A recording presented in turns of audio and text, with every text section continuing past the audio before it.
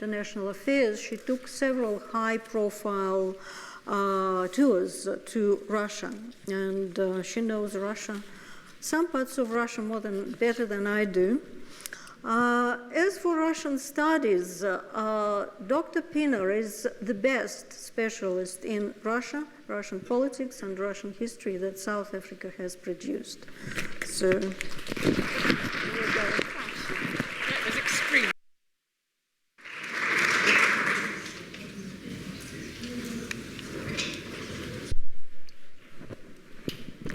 Thank you very much. Can you hear me? Oh, good. Well, one of the great joys of my professional life, from which I can now look back on rather a few decades, I think one of the greatest privileges and pleasures that I have had in being around when South Africa and Russia resumed they never had a relationship much before, but when diplomatic relations were founded in 1991 and 2, was that I got to know some Russian academics very well, including dear Irina, who I think we're all very privileged to have with us here in Cape Town, and her colleague Apollon Davidson, with whom she has written several books, apart from books on her own, on South Africa and Russia. And I'll be actually talking from some of those as I go through this talk today. Now, the Bolshevik Revolution looked at from an outsider's point of view. What Irina gave you yesterday was very much the insider's view, and as a foreigner indeed, it is my privilege to give you an outsider's view of what the Bolshevik Revolution has meant, and particularly what it has meant to the West, by which, for the purposes of this lecture, because it's a very loose term, because of my areas of research and so on, I really do mean Western Europe and the United States of America, what the impact of the Bolshevik Revolution has been, particularly on Western Europe and the United States of America. And it has certainly been one of the most significant events of the 20th century, if not, many people would say, the most significant event of the 20th century, the Bolshevik Revolution. If you think of it, at the time, there was a terrible world war going on, and in the middle of it, this cataclysmic revolution happened, whose leaders promised to make no less than 1/6 of the world's land surface, which is what the Russian Empire was, into a completely different country, one with a society and a political system which had never been seen in the world before, based on the theory of someone called Karl Marx and others, who people perhaps knew a little bit about. And what is more, a country that was by its very nature inimical to everything that Western governments at the time stood for. So it came as something of a shock, but it came in the middle of a world war. So maybe at the time, it was just one of many shocks. Now, I'm going to take a slightly different line and say, yes, it was a very significant event, quite possibly the most important of the 20th century. But where Russia's relations with the West are concerned, my view is that the West has always found Russia very difficult to deal with.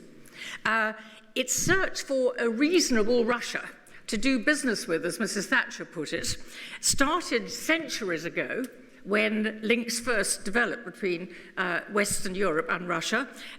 It went certainly long before 1917, and with Mr. Putin, who a lot of people will think about today, it still continues today. So the Bolshevik Revolution complicated things, but it's always been a tricky relationship.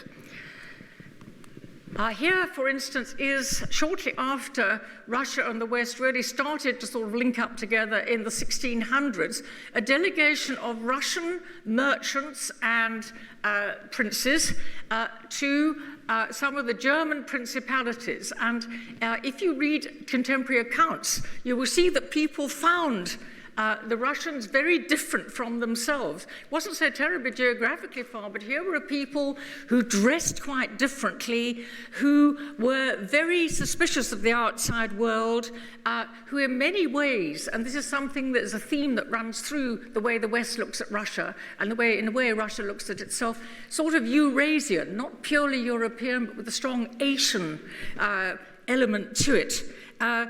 A country that was subject to the Russian Orthodox Church, unfamiliar in many ways within the Christian community, governed by capricious and very tyrannical rulers. At this time, Ivan IV, better known to us outsiders as Ivan the Terrible, a very terrifying ruler indeed, was on the throne in Moscow. So capricious and all-powerful rulers, and often very paranoid about the outside world. And although in the centuries that followed this embassy here, there were links, a lot of links between the West and Russia, increasingly in the 18th and 19th centuries. The Marquis de Custine, who went to Russia in the 1830s and wrote a lengthy book called Letters from Russia, said, and he was looking at the court of Nicholas I, who wasn't one of the more amiable monarchs that Russia's had on the throne, "I found only the reign of silence maintained by fear." This was Custine in the early 19th century, a rather democratic-minded Frenchman, having a look at the way Russia was run. Nevertheless, because of Russia's size, because of its military strength, at least in terms of numbers, because of its great natural wealth above all, obviously it was too big to be ignored. And by 1914, and of course there were, as you know, were attempts to invade it. The Swedes in the 17th century and early 18th century, of course Napoleon in the 19th century, and by 1914, when World War I broke out, which brings us up to what we're really talking about, despite many obvious defects, Russia was one of the 5 European great powers, ruled by, as we saw yesterday, what I would call a reactionary and dim-witted Tsar, but nevertheless one of the great 5 powers and an ally in World War I of Britain and France. That was the line up, if you like, in 1914. Russia, Britain and France on one side, leaving a few minor states out of it, and on the other side, Germany, Austria-Hungary and Turkey. Those were the so-called Central Powers. And Russia was far less well prepared for war than were its Western allies, and certainly than the Germans. In everything other than sheer numbers, it was often known as the Russian steamroller, simply because they had, through a vast conscription mechanism, almost an endless supply of undertrained and under-equipped soldiers that they could bring to the front, but very ill prepared in many ways. When the first revolution, which we talked about yesterday, the February Revolution occurred in 1917, Russia was already in deep trouble.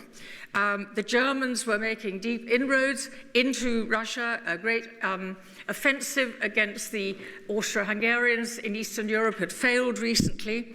And so when the February Revolution occurred, it was warmly welcomed by Britain and France, because what they saw was people that they thought they could really do business with. The people who led the February Revolution, which the Tsar abdicated, were Democrats. They promised to make Russia into a real parliamentary democracy, a country which the West would be far more easily able to understand and deal with. And so they recognized the provisional government of Russia very quickly as the legal government of Russia, and the provisional government promised, and this was an extremely unpopular promise in Russia, to keep Russia in the war against the Germans. Now, just at about this time, February, March, April of 1917, the Americans were about to join the war. And the President of the United States at the time was Woodrow Wilson, a great Democrat and liberal, and appealing to Congress for a vote to allow America to go into the war in April 1917, he said of the new Russia, which would be America's ally, "Here is a fit partner for a League of Honor." And duly, America went into the war. Hardly 6 months later, as we heard yesterday, Lenin and the Bolsheviks took over.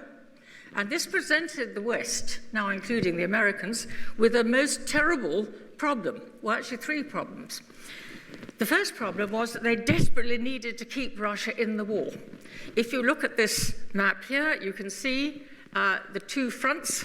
The Western Front, which, as you know, was more or less static for most of the war and was the most terrible thing, and then the Eastern Front, by which stage I told you the Germans had made huge inroads into Russian territory, and the Eastern Front was here. Now, if Russia left the war, and one of Lenin's 3 promises was peace, land, and bread, So he was definitely going to take Russia out of the war. They were going to be stuck with a terrible problem because then the Germans, of course, would be able to move their forces westwards and combine with what they already had there, and the war in the West would become very much more difficult. So the first thing was they desperately needed to keep Russia in the war. And in that they failed, and they failed quite quickly. Lenin was as good as his promise. Here in Brest-Litovsk, now on the frontier between Poland and Belarus, met the delegations. It's quite an amusing picture, actually, if you look at it closely. The Germans on one side, and it included, oh dear, now I'm really going wrong. It included the Prince of Bavaria, amongst others, so they were a fancy lot. And on the other side, over here, we have the Soviet delegation. Note it includes a woman. That was pretty well unheard of, wasn't it? Amazing things the Bolsheviks wanted to do. And it also included, of course, a lot of very revolutionary people. Initially, it was led by a man called Joffe, who was far too nice to the Germans in Trotsky's view, so Trotsky came and took over. And he said, I made it known I did not want to meet the Prince of Bavaria. He wanted to get on, sign a peace treaty, as harsh as it would be for Russia, and get out of the war.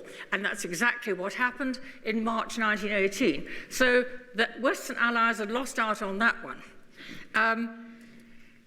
Large quantities of Allied war material was the next problem. I'm going to go on to the next slide because we really need a map. This is the best one I could find, unfortunately.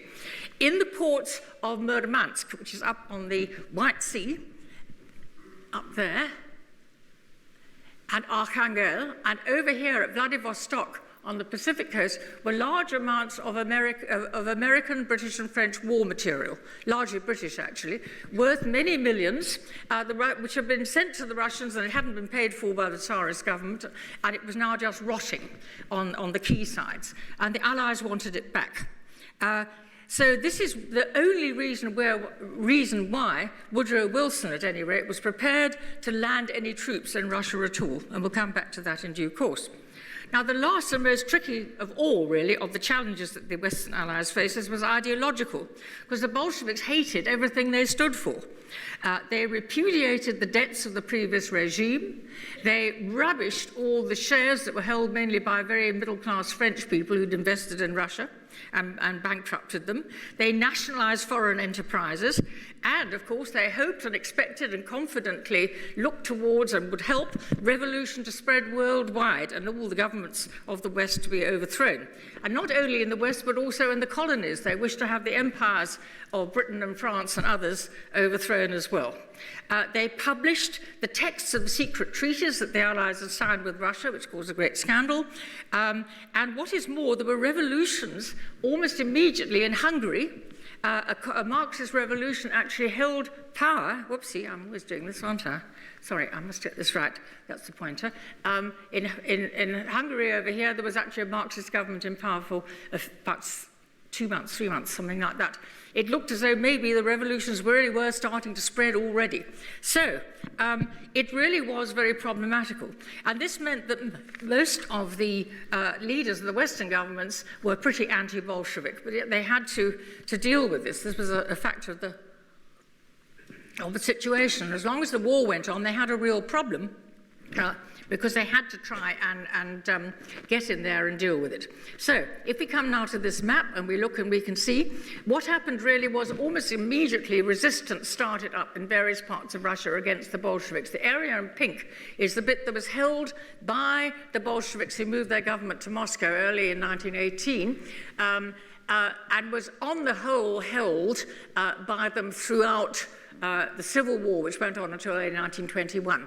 The rest of Russia, and the orange bits on the left and so on, was where a lot of the fighting took place, and also in Siberia.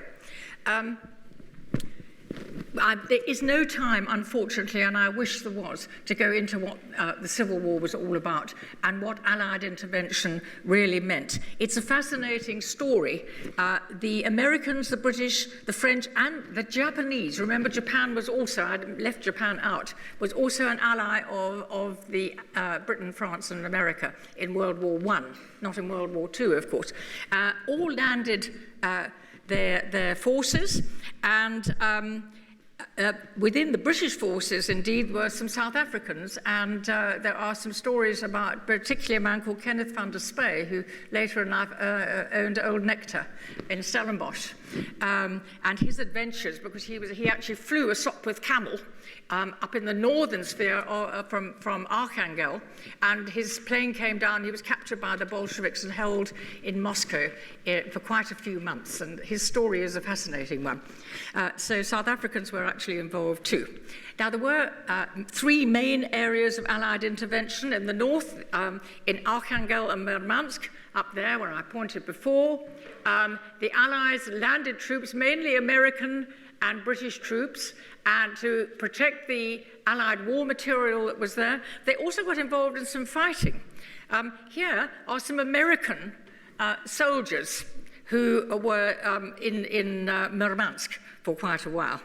The second area in which, and that was the most complicated, and from a story point of view, but we can't go into it, much the most interesting, was in Siberia. And on the coast at Vladivostok, on the Pacific coast, you remember I showed you where Vladivostok was on the map? These are American troops landing. Now, it's the end of the war. We're now talking 1918.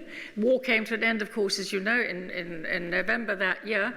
And the Allies are having to land forces in Russia and get themselves involved in a civil war. The third area, let me just go back to the map, where there was a lot of activity was down in the south, around the Black Sea and in Ukraine. The Germans at that stage occupied most of this area, and there was a whole lot of complications going on with Ukraine. But basically there was fighting and white forces in the south as well, and there were also the British Navy played quite a major part in that campaign too. So it's complex and a very dramatic and interesting story. In the end, I've got another picture to show you quickly. Yes, this is an interesting character, one of the most interesting. He was an admiral of the Black Sea Fleet, but he landed up as dictator of Siberia. He was anti-Bolshevik, wasn't in favor of the Tsar, but he was a very strong dictator. His name was Admiral Kolchak, and he landed up before a firing squad on the iced river outside Omsk in the early months of 1920, so that was the end of him. The war was extraordinary because it wasn't just whites versus reds. One day maybe I'll give you 5 lectures on the Civil War, which is very exciting and dramatic. There were all sorts of other people involved. There were bandits, there were nationalists, there were Cossacks. There were really some of the most extraordinary renegade horrendous people that you could possibly imagine. And the Bolsheviks had a real time of it. Trotsky, who started off as Minister of Foreign Affairs, or Commissar for Foreign Affairs, very soon became Commissar for a war and formed the famous Red Army. And the Red Army finally triumphed, and by early in 1921, the Civil War had come to an end. Now, they won the Civil War, Bolsheviks did, for many reasons, and I haven't got any time to go into that. The defects in Allied intervention was only one. The decision-making about the Allied intervention was very confusing. Many of the participants had different aims. Some of the military men on the ground got involved with unsuitable sort of fighters and gave help where they shouldn't have done. It was very unpopular in Europe and America. The war was over. In the case of Britain and France, their men had been fighting already for 5 years, and they didn't want them to go on fighting any longer. There is a story that the British troops at Dover who were being embarked to go and be part of Allied intervention in Russia actually mutinied and refused to go on board. It certainly was very unpopular. A lot of the soldiers I read and the British force up in the north were under 19 years of age, and it wasn't normally considered right to send soldiers under 19 out of the United Kingdom. So it was a very unpopular thing, and it left a bitter taste, of course, in Russia for many years to come, and fruitful source of propaganda. As late as 1986, you all remember Mikhail Gorbachev. he wrote a book called Perestroika, in which he explained to us ignorant people outside what perestroika was all about and why it was going to be such a good thing. And he wrote in that about the rude meddling of imperial forces in our history.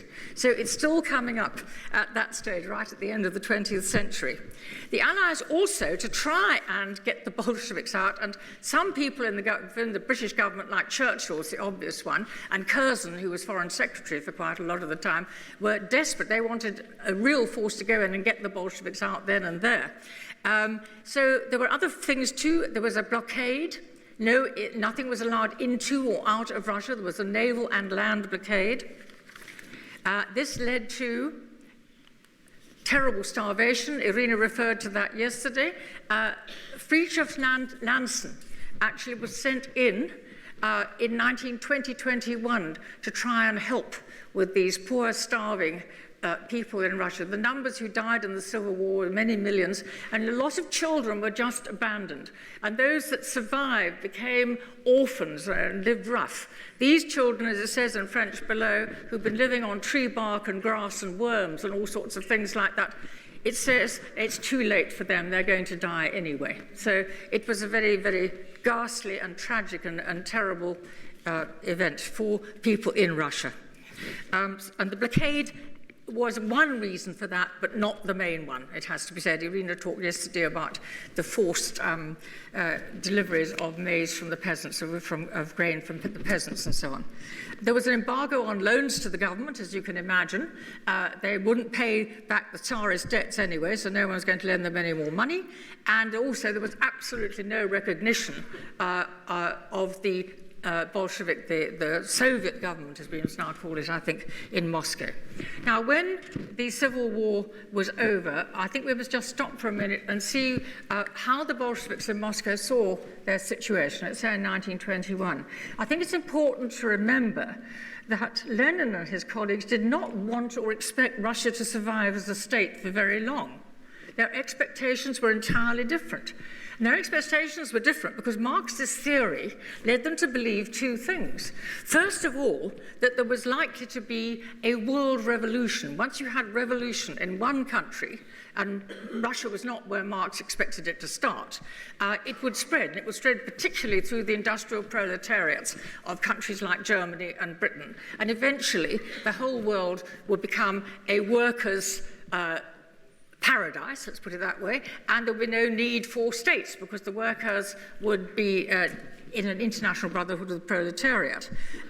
Another reason was because Marxist theory also said that the state would wither away. There was no need for the state. Once you have a totally classless society, the state would cease to exist, it would have no point. So they weren't really expecting, when they came to power, they could see they had to fight to exist then. They didn't expect that Russia was going to have a very long history as a state all by itself in what turned out to be a very hostile environment. But this was not the case. By 1921, Lenin and his colleagues could see that they had, first of all, to control their own country with an iron fist, which they weren't about doing. And secondly, the world revolution wasn't going to happen anytime soon. Russia, which became known as the USSR officially in 1923, would have to get strong and operate as a state in the conventional fashion for the foreseeable future. Now, in order to do this, and it would be a socialist state progressing towards the communist paradise, if they could ever get there, and its main task was most certainly to promote world revolution, and Irina referred yesterday again to the Communist International, which was started in 1919, almost as soon as it was possible to set up any such organization to encourage revolution not only in the developed world but also in the colonies and in the third world. But nevertheless, in the meantime, Moscow could see that they had to normalize relations with the West. And in order to do that, they had to make relations with the Western governments. They had to trade. they had to get loans, which they were desperately in need of, and for foreign currency. And they had, if they could, to get recognition so that they would operate as a normal state. Now, the first Commissar for Foreign Affairs was Trotsky, before he went off to be Commissar for War. Trotsky remarked, I love it, he said, "My job is to issue a few revolutionary proclamations and then I'll shut up shop." That was, he said, it's going to be no need, we won't need a foreign minister, what for? You know, we're all going to be brothers. Okay, it didn't work like that. So from, in fact, 1918 already, a career diplomat from an aristocratic background called Georgy Chicherin became the foreign minister. And he was followed after by names that you'll probably remember, such as Litvinov, and then we get to Molotov and so on, and Mr. Gromyko. The Soviet Union had a Minister of Foreign Affairs. But there were really major problems. The fact that they refused to pay debts or recompense people who'd lost everything when the Bolshevik Revolution happened and everything was nationalized, made it very difficult for Western governments who relied, after all, they were democracies and there was a free press, they relied on public opinion for their support to establish very close and friendly relations with Moscow. And after all, in the early 20s, Comintern, Communist International, was extremely active. The British government was extremely angry. There were several crises between London and Moscow at this time because Moscow established diplomatic relations quite early with Persia, and also with Afghanistan, which was an independent kingdom in those days. And what the British government called Indian seditionists were passing in and out of India, and doubtless a lot of them coming up to Moscow at that stage too, via these countries. And this made the British government absolutely furious, of course. The Western governments were pretty, as I've said, they had to watch their electorate, and they were divided about what to do. In the British government, certainly, the Prime Minister for much of this early period was Lloyd George, who was quite pragmatic about the Soviet Union. But the Foreign Office was normally rather anti. It tended to be more conservative. And in the very early period, Churchill was actually war minister. As soon as the war ended, Lloyd George said he had to do something with Winston, so he made him Minister for War. He thought that was a good thing. Nothing much for him to do now there wasn't a war. Well, Winston kept himself very busy. And one of the ways he did was writing a lot of very angry stuff about the Bolsheviks. He called them, crocodiles with human minds, and he talked about the foul baboonery of Bolshevism. He had, as you know, ways with language, did Churchill. It was going to be quite difficult for Moscow to do this. And the Americans, of course, after the war, as you may remember, retreated, as they may well be going to do again, onto their great continent, and did not want to have anything much to do with Europe at all. And certainly for the first 10 years of the interwar period, the Americans were really quite out of what was going on in Western Europe.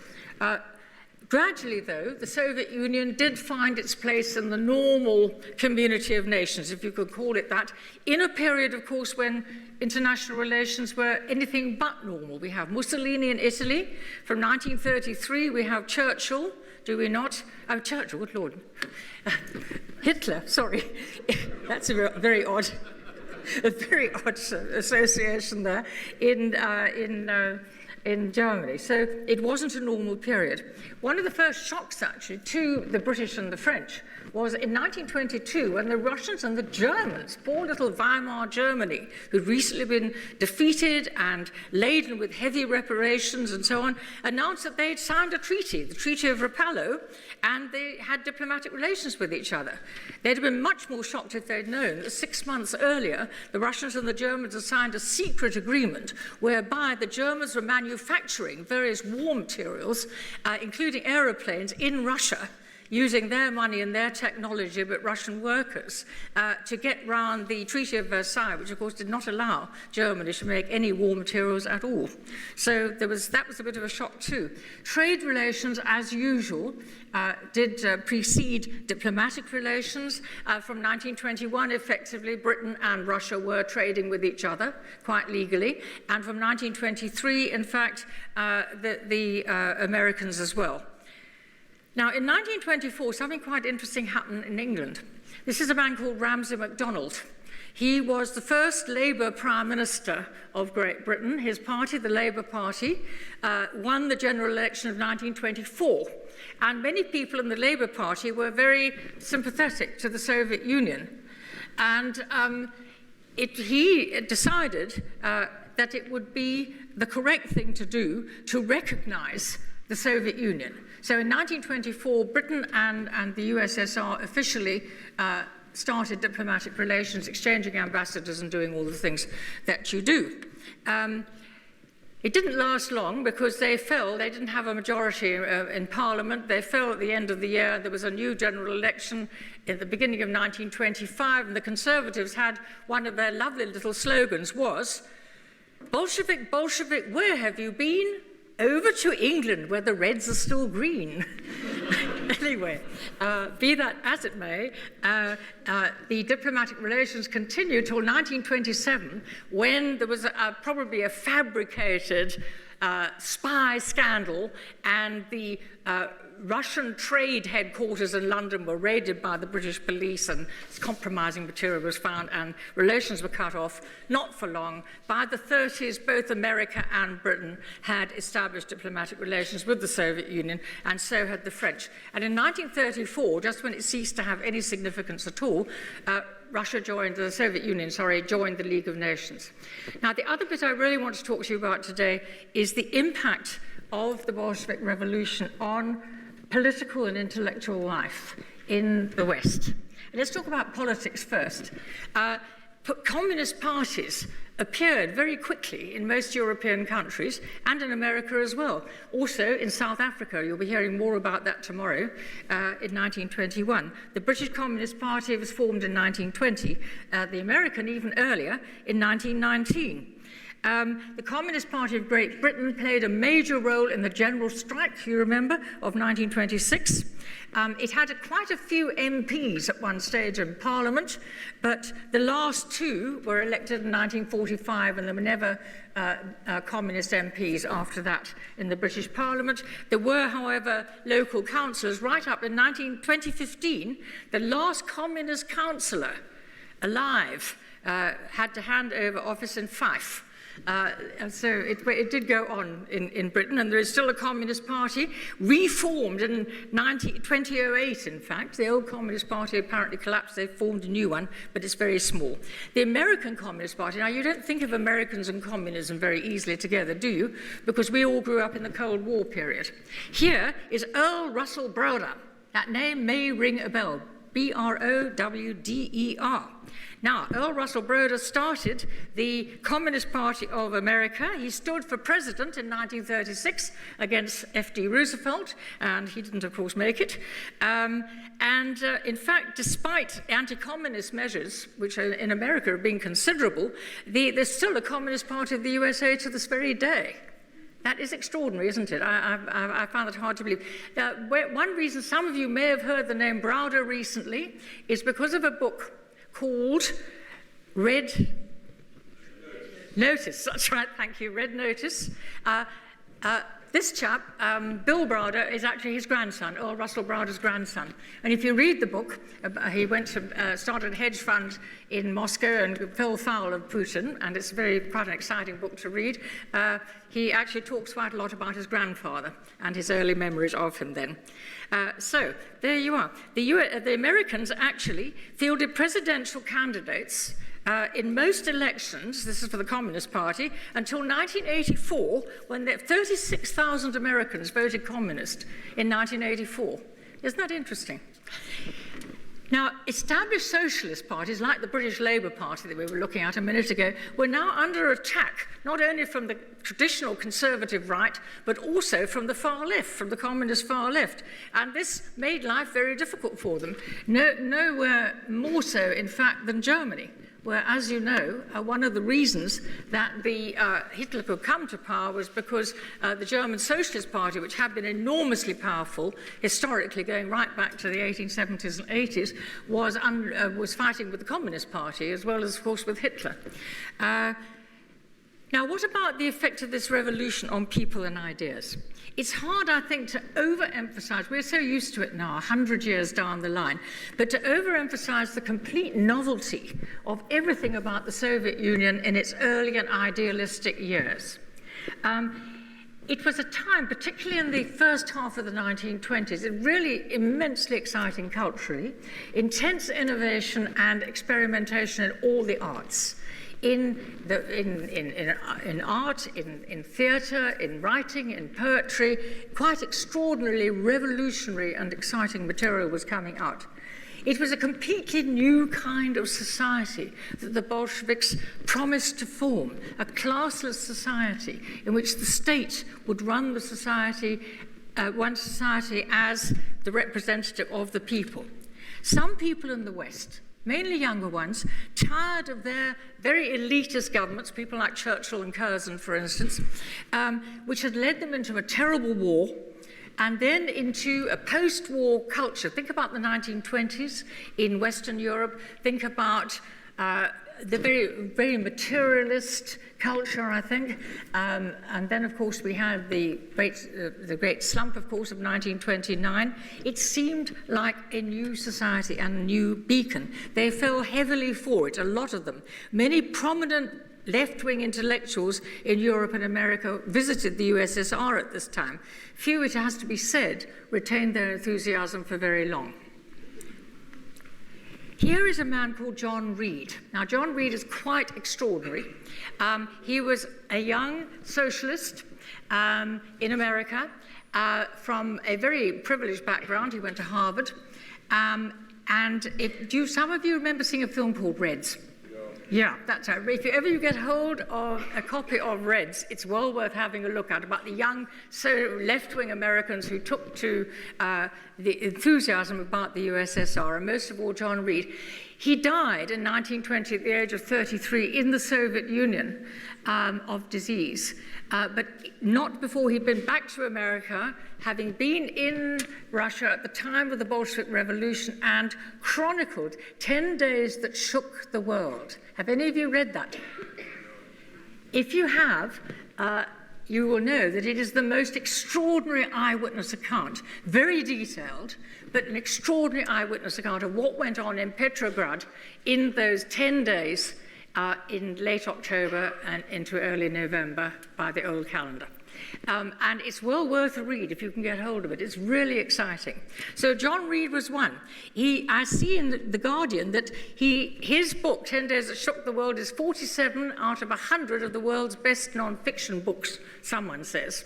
And John Reed, if you go to Moscow and you still want to visit Lenin, and you come out the other side onto the Kremlin, below the Kremlin walls, where distinguished communists and Russians are buried. There are a few foreigners, and one of them you will see as you walk along is John Reed's tombstone is there.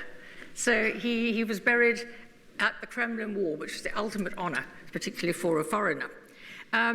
Another British socialist, very well known, Beatrice and Sidney Webb, the great Fabians and founders of the Labour Party and of LSE, London School of Economics, went, and although not entirely enthusiastic, came back particularly enthusiastic for, I think, the theoretical side of what the USSR was all around. They wrote an enormous book called Soviet Communism, A New Civilization, which came out, its first edition was in 1937. At that stage, it had a question mark, a new civilization. And in subsequent editions, and I've got the 1941 edition, the question mark has gone. So you are to think that it is a new civilization. It's interesting, although the book is very uncritical, Beatrice Webb's diaries, which are fascinating, about her trip to the USSR, and they are digitalized and available online from the London School of Economics archives. She is much more critical, actually. I read that and was quite surprised to see what some of her comments were. H.G. Wells, you all know him, he visited and gave, again, a much more critical view, I think, but a very interesting interview that he had with Lenin while he was in Russia in 1920. Lincoln Steffens, a journalist, accompanied an American called Bullitt, who was sent to Moscow by the American government in 1919. And despite having seen the country in terrible times, when he came back, he wrote a lot of articles, and he coined that famous phrase, "I have seen the future and it works." Well, anyway. So many, in fact, a lot of people were so blinded by the vision that they failed to see the reality. And nowhere is this more true than some of the journalists who went to Russia in the 1930s when Stalin had taken over and there was terrible famine, particularly in Ukraine and southern Russia again, and who managed to go around and see things and write. There was particularly a man who worked for the New York Times, Walter Duranty, and said there was no famine. He didn't see any problems at all, whereas other people went and said they'd never seen anything like it. So a lot of people almost didn't see what they didn't want to see. Moving on a little bit time-wise, you may remember the Spanish Civil War of 1936 to 9. Now, many young people were horrified. Whatever, communism appeared to them. If it was a choice between fascism and communism, they would take communism any time. When the Spanish Civil War broke out, 40,000 young people in Britain, America, and France, and a few other countries too, joined up in the International Brigade to fight in defense of the Republican government, which was supported by the USSR against Franco, who of course was supported by the Italians and the Germans at this time. One of the young people who joined up was George Orwell. He actually joined a Catalan anarchist brigade, and he wrote a wonderful book called Homage to Catalonia. Have you read that? That George Orwell is a good example of somebody who did not go on thinking that the Soviet Union had, was paradise, because he wrote, as you know, amongst other things, 1984, An Animal Farm.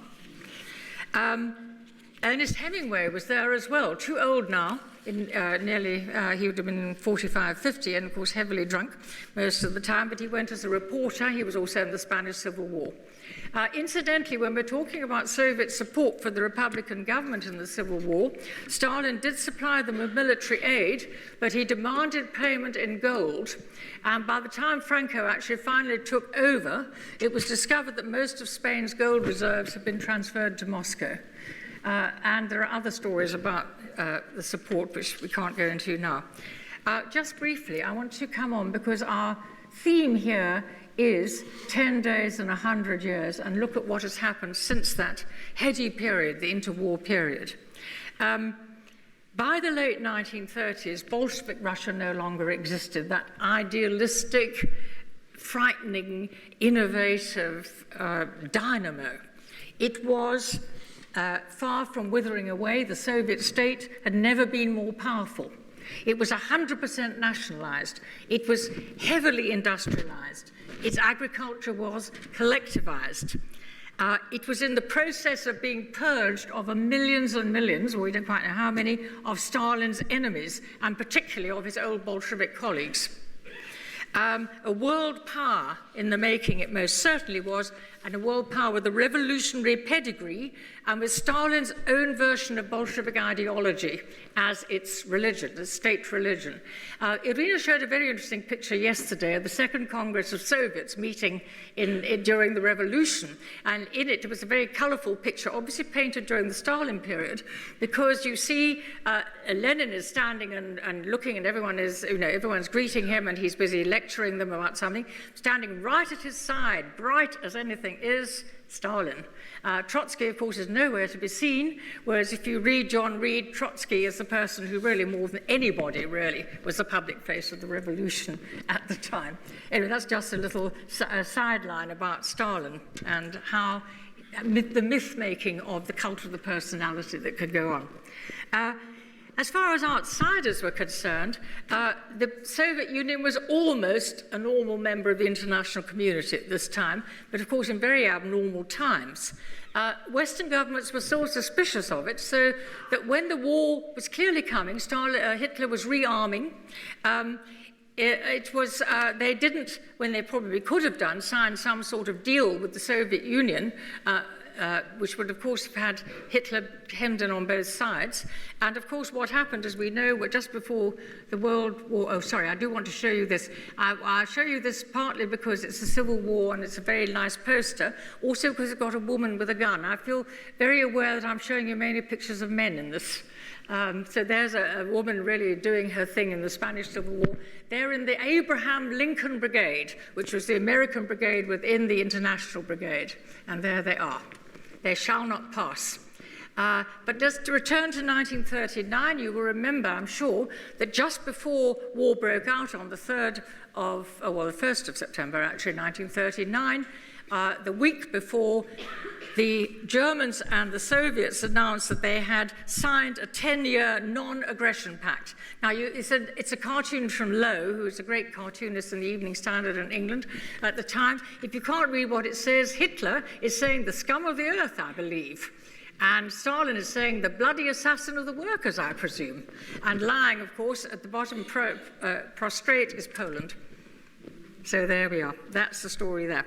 In the war, and I'm moving on quickly now, I think it's true to say, and you see it very much in today's Russia, and those of you who've been to Russia, I think will agree with me about this, that victory in World War II, in the Great Patriotic War, as it's called in Russia always, is, the most sacred concept. It is enormously important. Everybody feels that this is, they have to talk about Russia and feel about it, is that they won this war. They didn't win it single-handedly, although sometimes you might think they did. On the 9th of May, which is Victory Day in Russia, the display of power in Red Square is enormous. You've probably seen pictures of that. During the Soviet period, it was also an enormous parade, but there would have been another one on the 7th of November, which was to commemorate the Bolshevik Revolution. I just wanted to say that I found this picture, I think it is so touching. Apart from all the tanks and all the things you always see, you see old people, and of course their numbers are becoming fewer and fewer now, with all their medals on from the Great Patriotic War. People give them flowers. They always walk around with carnations like that. It is a great thing I would say in the Russian mind, in the way Russians look at themselves now. Most recently, just this year, a film has come out called Panfilov's 28 about the defense of Moscow in 1941. You may remember that the Germans invaded and they just went knife through butter right the way through Belarus, right through Russia, and they got to the outskirts of Moscow in October 1941, and then there was one hell of a resistance and a huge fight, and eventually they were fought off. They did not take Moscow. And all the people of Moscow turned out to defend their city. And there was a particularly famous brigade of 28 men commanded by a man called Panfilov, and there's just been a film about it. There are questions about its historical accuracy, actually. But what I'm saying now is in Putin's Russia, all these years later, this is a great way of stirring up sentiment and a feeling of Russianness and of standing alone against the outside world. But they weren't really standing alone against the outside world because there was Lend-Lease, apart from all sorts of other things. 20 million people died during World War II in Russia. They have every reason to feel, and it is correct, that they sacrificed enormously, but they did do it with some help. It's true that in 1941, in the defense of Moscow, 30 or 40% of the tanks, including this one, were actually supplied by Britain. And later on, American tanks and other equipment became absolutely crucial. But of course, it was always an alliance of desperate convenience on both sides. I think it's true to say that both Churchill and Roosevelt underestimated Stalin, and particularly underestimated his intentions for Eastern Europe and how they were going to deal with it. Can you see that there's trouble with some of the pieces and what they are doing? Oh, sorry, I'm always doing this. Here we are. What they are doing is the pieces are Eastern Europe, trying to make a jigsaw together here. And as we know, what happened after the war was that the Soviets, despite the so-called Yalta Declaration of Liberated Europe, which promised free elections of governments responsive to the will of the people, the countries of Eastern Europe were occupied by the Red Army in the course of fighting, pushing the Germans out, and then the Red Army just stayed. I'm not going to talk about the Cold War, but I did want to cover the 100 years in any detail at all. But we all, I think in this room, there are very few of us who can't remember quite a lot of the Cold War period, in which the Soviet Union, together with the United States, were the two superpowers, and Europe was divided between East and West. And it's a period when Soviet influence was spreading worldwide through anti-capitalist revolutions and conflicts. There wasn't conflict between America and Russia, but there were an awful lot of proxy wars. The Chinese Marxist Revolution of 1949 was obviously immensely important and a great boost to the Soviet Union, even though China and the Soviet Union did not remain friends for more than 10 years. Then we know about Cuba. Of course, Castro has only recently died now, which is extraordinary. And the way in fact both America and the Soviet Union in this period were fighting the Cold War with influence and with everything that they could all over the world. Now, the interesting thing coming back to relations between Russia, the Soviet Union and the West is that after Stalin died in 1953, and particularly after 1956 when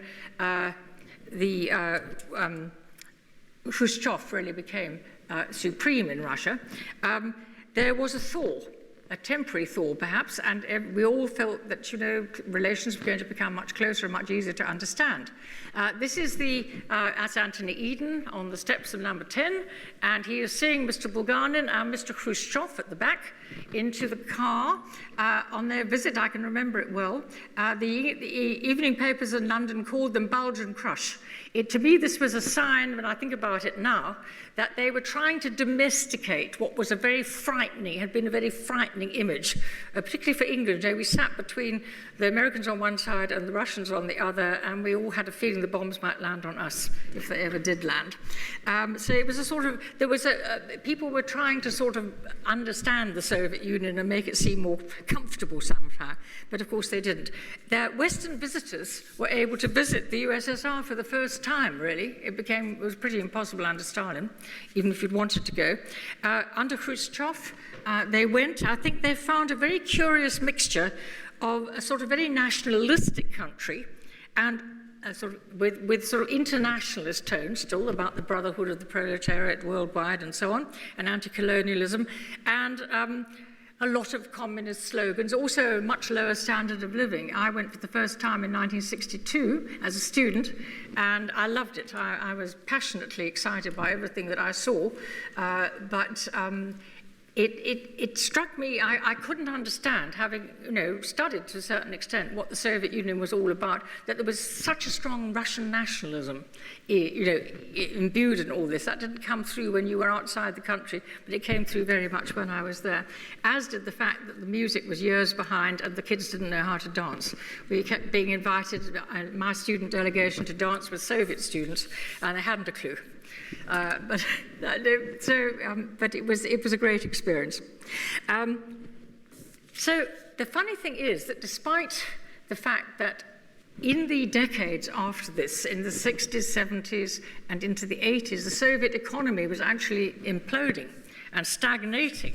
The posture from the outside looked as though the Soviet Union was still impregnable.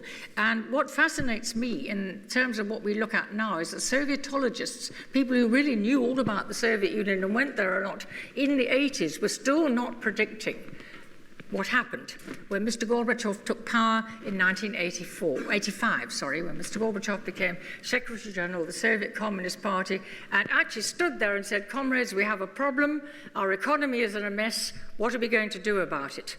And the outcome was Perestroika, the book that I mentioned to you first, or early on.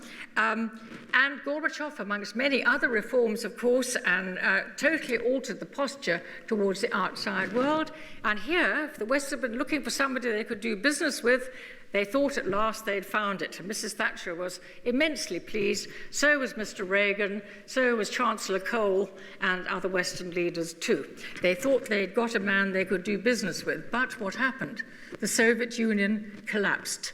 You all know that reform which Gorbachev brought in, led, sadly in many ways, and certainly for him, to the collapse of the whole Soviet Union and of the communist mirage, I suppose you would call it.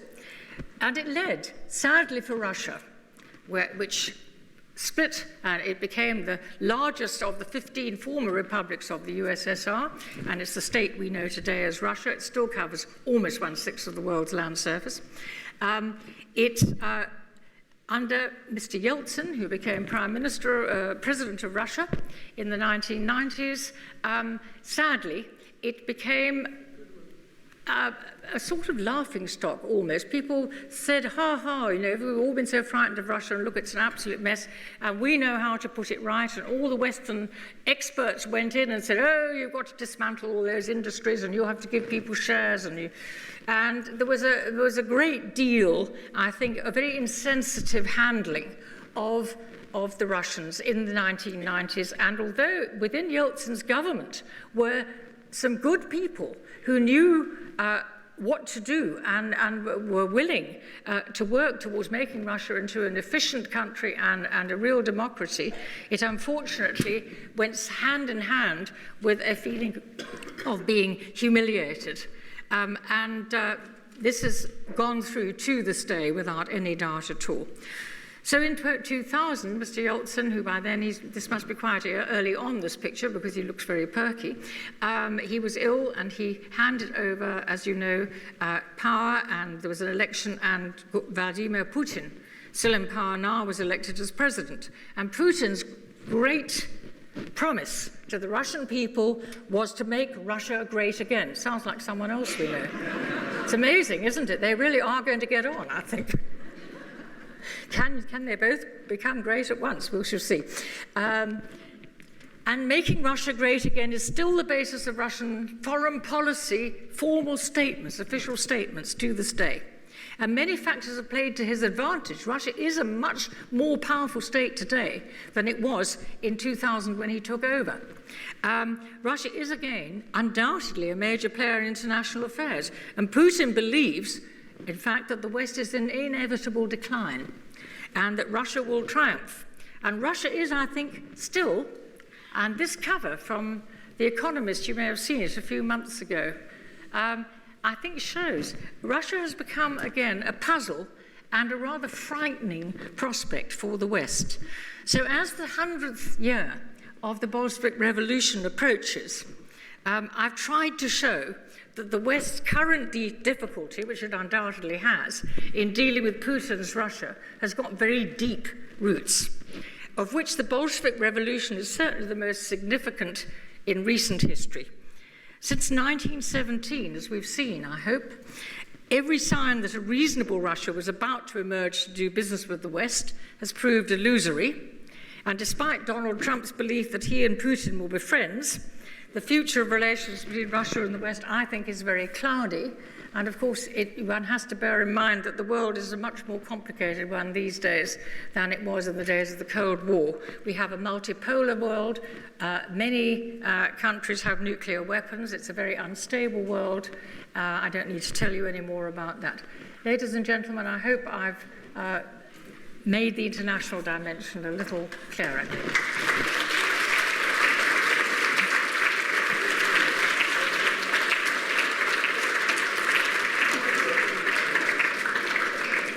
There are a couple of minutes for questions if anybody would like a question or a comment. Yes? Do you know whether they're going to celebrate the revolution? Yeah, are they going to celebrate the centenary? Well, apparently yes. There is a general acceptance that they will do so, and but there are various thoughts, of course. You must remember the Communist Party. We talked about how funny it is that the Communist Party still exists in America. There's still a very strong Communist Party in Russia. And the Communist Party itself will certainly, it always marches on the 7th of November, for instance, anywhere in Red Square, they will certainly be celebrating. I read an extraordinary article somewhere recently about a lot of the sort of Moscow elite. They'd set up a sort of, almost like a nightclub, where they were going to celebrate the centenary. So I gather too that Mr. Putin believes that it should be celebrated. He's not against this at all. Irina is nodding. Commemorating, not, okay, different. Not celebrated, commemorated. Okay, I think that's a very good distinction. So yes, it is going to be, and we'll have to look and see. There'll probably be, depending on who the people are, there'll be different ways of doing it. Anyone else? Yes.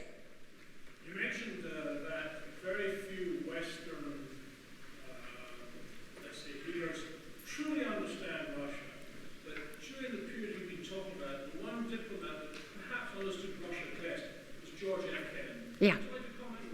Yes, I would indeed. And in preparation for this lecture, I read various things. Kennan's, the most accessible book, but George F. Kennan was an American diplomat stationed in Moscow during the Second World War. At the end of the war, he wrote what was always known as the Long Telegram, in which he looked at the situation in Russia and he said, well, they seem to be extremely unreasonable, but they will certainly understand force. And what he advised the Truman administration was to go for what effectively became the doctrine of containment. He also wrote an article, because he was still in the State Department, it was anonymous, in Foreign Affairs the following year, about this. And he then went on actually to be an academic. And I met him once. He, oddly enough, came to South Africa in the 1960s, to Wits, and I met him there. And his book, Russia and the West under Lenin and Stalin, has certainly been one of the books that I've been looking at and reading. So yes, I think he did. But he was, if you like, understanding Russia at the height of the Cold War.